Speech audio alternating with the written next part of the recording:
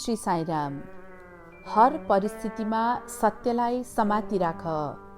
भगवान श्री सत्य साई बाबाले 13 जुलाई 1996 दिनुभएको दिव्य सम्भाषणको दोस्रो तथा अन्तिम अंश। कर्मप्रतिको ध्येय राम्रो भए राम्रै निम्त्याउने छ फल पनि, तर ध्येय प्रदूषित भए यसै नतिजा पनि नराम्रो हुन्छ है। गुमाउँदैन हात्ती आफ्नो शक्ति र राजसी चाल, भुके कुकुर भन्दै उसै हुँदै बेहाल। उसै गरी रहने पुण्यात्माहरू पूर्ण बेअसर, दुष्टहरू गरून् जति आलोचना वा दुत्कार। प्रेम स्वरूपहरू अचेल तिमीहरूका सबै क्रियाकलाप देखावटी भएका छन्। जे काम पनि पूर्ण हृदयबाट गर्ने गर। कला अथवा आर्ट बाहिर हुन्छ, जबकि हृदय अथवा हार्ट भित्र। त्यसैले आफ्नो हृदयलाई पछ्याऊ। अर्काको अनुसरण गर्नुको कुनै तुक नै छैन। मुन्डे मुन्डे मती भिन्न। व्यक्ति पिच्छे विचार फरक हुन्छ। जति धेरै टाउको उति धेरै विचार। अझ कार्य अनि त्यसको नतिजा पनि व्यक्ति पछि फरक हुने गर्छ। त्यसैले अरूकै नक्कल किन गरी हिँड्छौ? आफ्नै हृदयको आदेश पछ्याऊ। नक्कल गर्नु मानवीय गुण हो भने सृष्टि गर्नु दैवी। सृष्टि तिम्रै हृदयबाट हुने गर्छ। तिमीले आफ्नो हृदयलाई पछ्याए तिम्रा सबै शङ्का पाखा लाग्छन्। थरीथरीका वादा व्यधान आए नै भने पनि तिनलाई जितेर आध्यात्मिक मार्गमा अघि बढ्दै गएपछि मात्र तिमीले साईलाई बुझ्नेछौ। यसैलाई सत्य स्मृति अथवा सत्यको सम्झना भनिएको हो। सत्यकै स्पन्दनमा आफूलाई चुर्लुम्म डुबाऊ। त्यस्तो स्पन्दन सर्वत्र व्याप्त छ, तर तिमी त्यसलाई देख्न सकिरहेका छैनौ अनि आफूले देख्न नसकेकै भरमा त्यसको अस्तित्वलाई नकार्न सक्दैनौ। वरिपरि सबैतिर हावा छ, तर त्यसलाई आँखाले देख्न सक्दैन। अनि के हावा नै छैन भन्न मिल्ला र? उसै रीतले दैवी स्पन्दन पनि तिमीमा, तिमी माथि, तिम्रो वरिपरि, तिम्रो तल सबैतिर रहेको छ। आत्माको यो दिव्य सिद्धान्तलाई बुझ्ने प्रयास गर्नुपर्छ। आध्यात्मिक साधना गर्ने त्यस्ता जमघटमा पुण्यात्माहरूको कथा सुन्ने त धेरै हुन्छन्, तर तिनले हृदयमा ती कुनै कुरा साँच्न सकेका हुँदैनन्। लिएको श्वास बाहिर फाले जस्तै नै सुनिएका सबै कुरा बाहिरै छाड्ने गर्छन्। तिमीले पनि जे जति दिव्य वा दैवी हो त्यसलाई धारण गर्ने र सांसारिक जति सबै फाल्ने गर्नुपर्छ। आजका मानिस आध्यात्मिक क्रियाकलाप सम्पन्न त गर्छन्, तर तिनबाट साँचो आनन्द प्राप्त गर्दैनन्। त्यसो हुनाको कारण तिनकै सांसारिक आसक्ति हो। सांसारिक सम्पत्ति अस्थायी हुन्छ। आखिर तिमीले आफ्नो सांसारिक सम्पत्ति छोडेरै जानुपर्छ। तिमीसँगै सधैँ तिमीमै, तिम्रा वरिपरि रहने र तिम्रो रक्षा गर्ने भनेको सत्यले मात्र हो। तिमीले पछ्याउनु पर्ने पवित्र मार्ग यही हो। यान्त्रिक रूपबाट राम नाम गाउनुको केही अर्थ छैन। त्यसरी गाउँदा तिमीले आफ्ना ओठबाट मात्र गाएका हुन्छौ, तिम्रो हृदयबाट गाइएको हुँदैन। टेप रेकर्डर र ग्रामोफोनले पनि दैवी नामलाई अनवरत गाइरहेका हुन्छन्। के त्यसबाट तिनले कुनै लाभ पाउँछन् त? धेरै मानिसहरू आजकल स्वेच्छा स्वेच्छा स्वेच्छा भन्दै धेरै कुरा गर्छन्।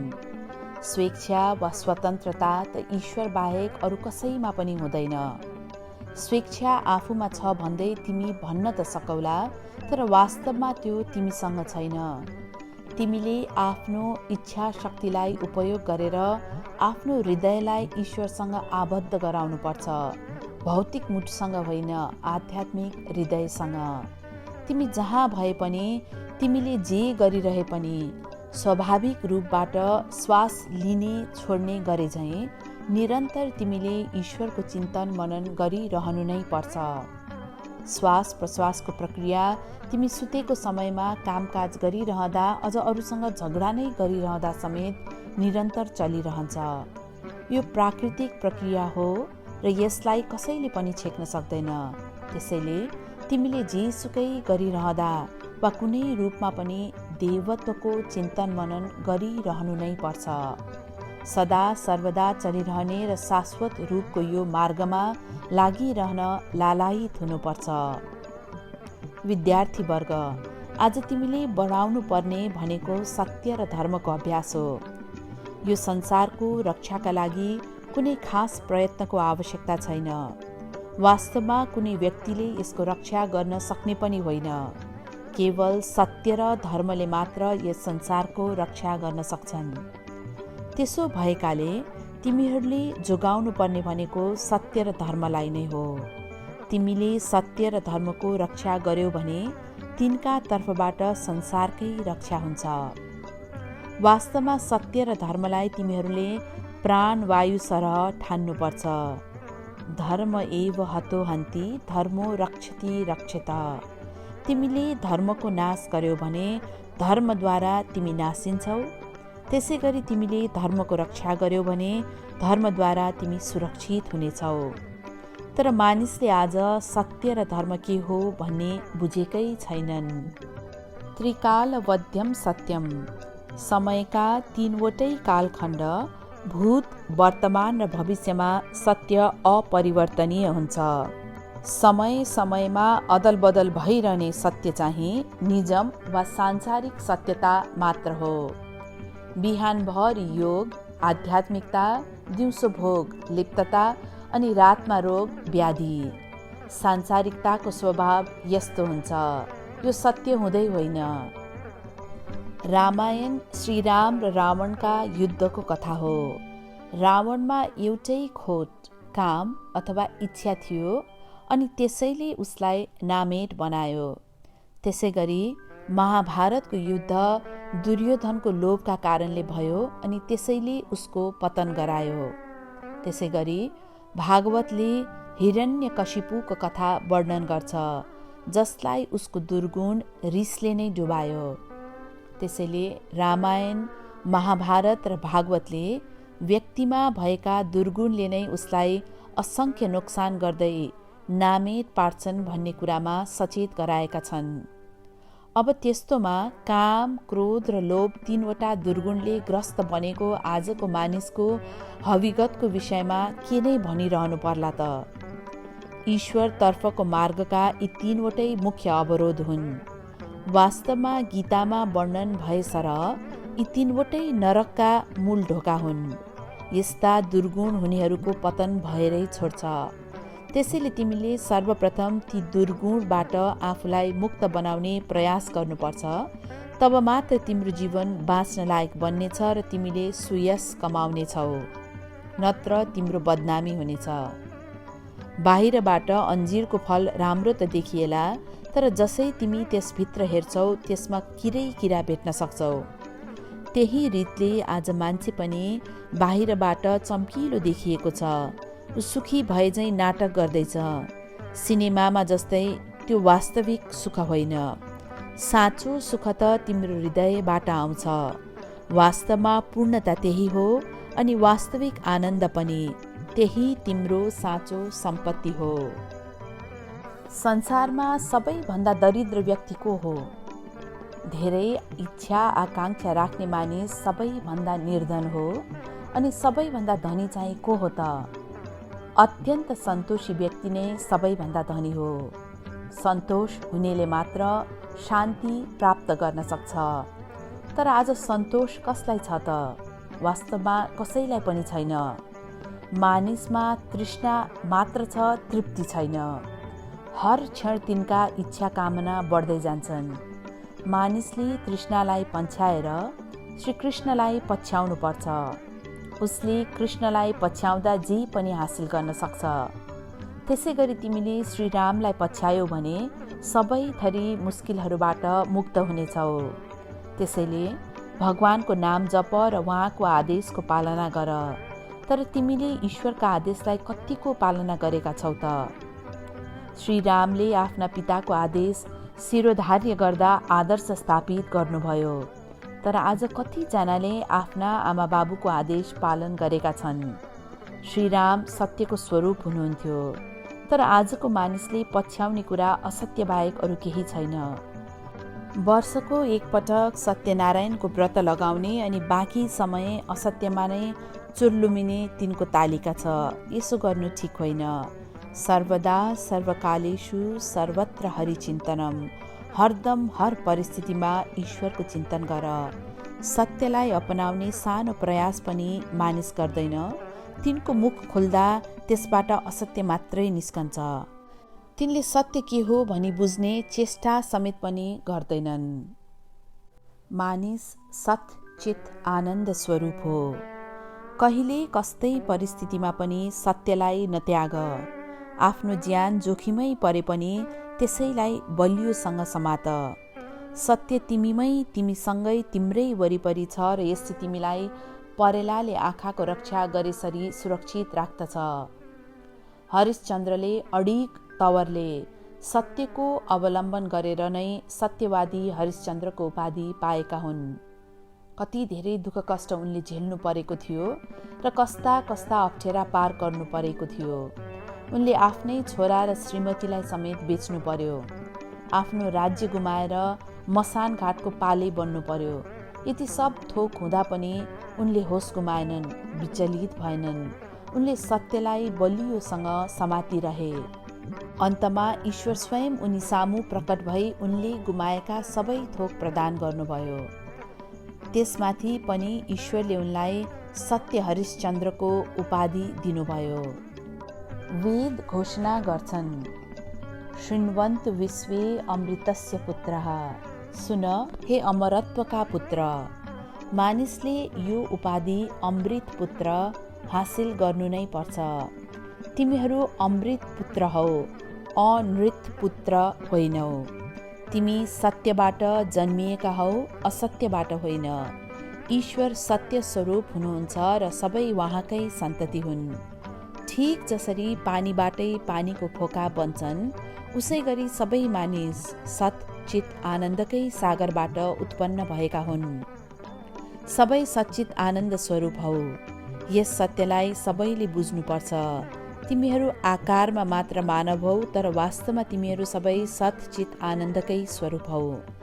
तिम्रा हृदयमा जब यस्तो भावले जरा गाड्छ तब तिमी कति आनन्दित होलाौ। भावना बनावटी वा नक्कली हुनु हुँदैन। त्यो भावना तिम्रा हृदयको स्वाभाविक भावना बन्नुपर्छ। म सतचित आनन्दको स्वरूप हुँ भन्नेमा तिम्रो भावना अडिग हुनुपर्छ। शरीर मन र बुद्धि नाशवान भए पनि म अमर छु, एकताको शाश्वत सिद्धान्त अर्थात् आत्मा हुँ भन्नेमा दृढ हौ। यस्तो अडिग विश्वासमा तिमी स्थिर रह्यौ भने तिमीले ईश्वर साक्षात्कार गर्न सक्नेछौ। तर आजको मानिसले यस्तो भावनामा विश्वासै गर्दैन। त्यसो भएपछि तिनले कसरी ईश्वर साक्षात्कार गर्लान्? त्यसैले आफैलाई विश्वास गर्ने बन र ईश्वरमा विश्वास राख। यी दुई तिमीमा रहे तिमी जेसुकै पनि हासिल गर्न सक्दछौ। त्यसैले वेदले उद्घोष गरेका हुन्, सत्यम वद, साँचो बोल, सत्यमेव जयते। सत्यको सधैँ जित हुन्छ। सत्यको सिद्धान्त हासिल गर्नका लागि तिमीले प्रेमको मार्ग पछ्याउनै पर्छ। मेरा सबै सम्भाषणहरू सत्य र प्रेमबाट सुरु हुने र तिनैमा टुङ्गिने गर्छन्। अरू विषयमा म बोलुला वा नबोलुला, तर म सधैँ सत्य र प्रेममै निवास गर्छु। यी दुई विषय सामेल नभएका मेरा कुनै सम्भाषण हुँदैनन्। कारण सत्य र प्रेम नै सबैको जीवन हो। सत्य र प्रेम त श्वास प्रश्वास सरहकै हुनुपर्दछ। जसरी श्वास लिने र छोड्ने नगरे मानिस जिउँदो रहँदैन, त्यसै गरी सत्य र प्रेम बिना ऊ बाँच्न सक्दैन। सत्यले श्वास लिँदाको प्रक्रिया सो जनाउँछ भने प्रेमले श्वास छाड्दाको प्रक्रिया हम जनाउँदछ। सबैको जीवन रक्षा गर्ने अविनाशी सोहम मन्त्र सत्य र प्रेमको सम्मिश्रणले बनेको छ। विद्यार्थीवर्ग, यो कलिलो उमेरबाटै सत्य र प्रेम आफूमा उकास। सत्य र प्रेमको दुरुपयोग कहिल्यै नगर। सत्यको पालना गर र सन्मार्गलाई पछ्याऊ। तर मानिसले सत्य र प्रेमको अर्थलाई आफ्नो स्वार्थ अनि व्यक्तिगत हितका लागि बङ्ग्याउँछ। त्यति बेलाको वातावरण अति शुद्ध रहेकाले सत्य हरिश्चन्द्रले सत्यलाई सफलतापूर्वक अँगाल्न सकेका थिए। कसैले पनि उनलाई सत्यको मार्गबाट विचलित बनाउन सकेन। तर कलियुगको दुष्प्रभाव कस्तो छ भने यदि हरिश्चन्द्र आज आउनु परे मानिसले उनलाई पनि झुटो बोल्न लगाइदिनेछन्। सत्य बोल्छु भनेर धेरै व्यक्तिले सङ्कल्प त गर्छन्, तर व्यवहारमा तिनले झुटो मात्रै बोल्ने गर्छन्। कलियुगको प्रभावले यस्तो हुने हो। तिमीहरू कलियुगको यस्तो प्रभावको शिकार बन्नु हुँदैन। तिम्रो सत्यले हृदयबाट आनन्द छचल्किने बनाओस्। तिमीले कुनै आध्यात्मिक अभ्यास गर्न सकेनौ भने पनि केही छैन। यदि सत्य र प्रेमलाई हुर्कायो भने त्यही यथेष्ट हुनेछ। सत्य, धर्म र शान्ति भएको ठाउँमा हिंसा रहन पाउँदैन। सत्य, धर्म, प्रेम र शान्तिले परिपूर्ण व्यक्तिमा अहिंसापूर्ण महिमा प्रकट हुनेछ। यिनै मूल्यहरूको खरेदी परेका कारण आज विश्व हिंसाले व्याकुल बनेको छ।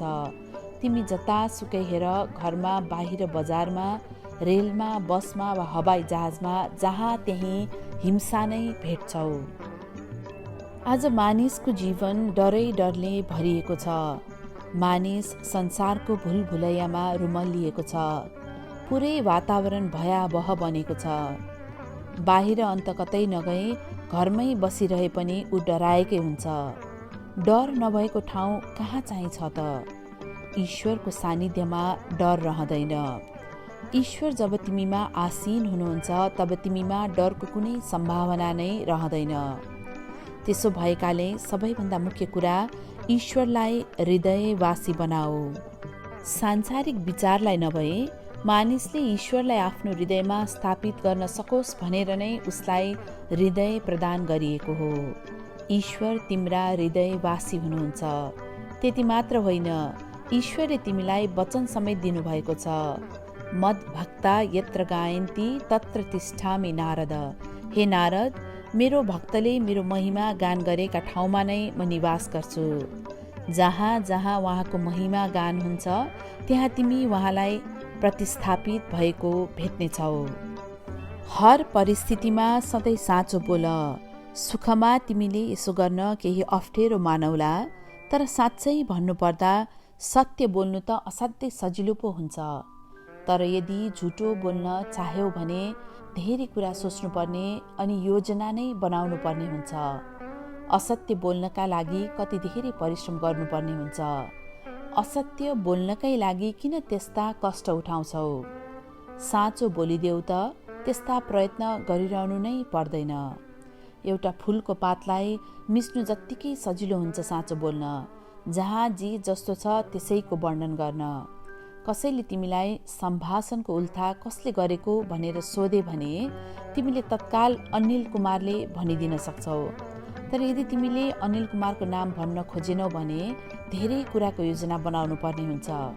त्यति धेरै दुःख किन उठाइरहने? तिमीले जस्तो देख्यौ त्यस्तै भनेर सत्य किन नबोल्ने र? आफूले हातमा लगाएको बाला हेर्न तिमीलाई ऐना किन चाहियो? लगाएको बाला त तिमी प्रत्यक्ष नै देख्न सक्छौ नि, तर तिम्रा आँखाले तिम्रै आत्मालाई देख्न सक्दैन। आत्मालाई देख्नका लागि तेस्रो आँखा चाहिन्छ। त्यो तेस्रो आँखा भनेको प्रेमको आँखा हो। सत्य, धर्म र प्रेमका 3 आँखाद्वारा तिमीले जे पनि देख्न सक्दछौ। योग अभ्यासमा पूरक श्वास लिने, कुम्भक भित्रै श्वास रोक्ने र रेचक बाहिर श्वास फाल्ने 3 प्रक्रिया हुन्छन्। शरीरमा प्राणको प्रवाह इडा, पिङ्गला र सुषुम्ना 3वटा सूक्ष्म नाडीहरूबाट हुन्छ। इडा भनेको दाहिनेतर्फको नाडी, पिङ्गला भनेको देब्रेपट्टिको र सुषुम्ना बीचको नाडी हो। मीराले चलो रे मन गङ्गा यमुना तीर भनेर गाउँदा उनको वास्तवमा सङ्केत चाहिँ इडा र पिङ्गला भन्ने हो। गङ्गा र यमुना वास्तवमा तिमी भित्रै छन्। तिनका तीरतर्फ जानका लागि कुनै टिकट किन्नुपर्ने वा गाडी चढेर जानुपर्ने होइन। त्यहाँ जान त निकै सजिलो छ। त्यसका लागि तिमीले के गर्नुपर्छ भने आफ्नो दृष्टिलाई भ्रूमध्य वा दुई आँखी भाउको ठिक बीचमा अड्याउनु पर्यो। तब त्यही समयमा तिमी विचार शून्यको अवस्थामा पुग्छौ। तेस्रो आँखा भनेको त्यही हो। तर निधारका बीचमा चिरेर नै हेऱ्यौ भने पनि त्यसलाई देख्न भने सक्दैनौ। त्यहाँबाट खाली रगत मात्र निस्केको पाउँछौ। तेस्रो आँखाले भौतिक तहबाट देखिने होइन, यो त सूक्ष्म तहमा मात्र देखिन्छ। भगवानलाई त्रिनेत्र भन्दै वर्णन गरिन्छ। कारण के हो त? प्रत्येक मानिसमा दुई आँखा हुन्छन्। तिनैद्वारा उसले विगत र वर्तमान देख्छ, तर उसले भविष्य देख्न सक्दैन। भविष्य पनि देख्न सक्ने भनेको ईश्वरले मात्र हो। भारतवर्षको प्राचीन संस्कृति यस्ता भित्री अर्थले भरिएको छ। भारतवर्षको संस्कृति अति धेरै आदर्शपूर्ण, अति उन्नत, पवित्र र ऊर्जाशील छ। विद्यार्थीले यसलाई बुझ्ने प्रयत्न गर्नुपर्छ। दुर्भाग्य, उनीहरूलाई यो संस्कृतिको कुनै पत्तो नै छैन। एलियटले संस्कृतिमाथि धेरै अनुसन्धान अध्ययन गरे र अन्तमा घोषणा गरे, संस्कृति नै जीवन पद्धति हो। जीवन पद्धतिको अर्थ के हो? यो त्यस्तो बाटो हो जसले व्यक्तिलाई मानव जीवनको उद्देश्यतर्फ अग्रसर गराइदिन्छ। यो सबैको दैवी र पवित्र धरोहर हो। त्यत्रो उन्नत सांस्कृतिक धरोहर भएको भारतवर्षका बासिन्दाहरू किन खेर गइरहेका छन् त? कम्तीमा पनि आजैदेखि आफ्नो यस्तो सांस्कृतिक धरोहरको सम्वर्धनमा प्रयासरत बन। त्यसो गर्न प्रेमद्वारा मात्र सम्भव छ। जय साईं राम।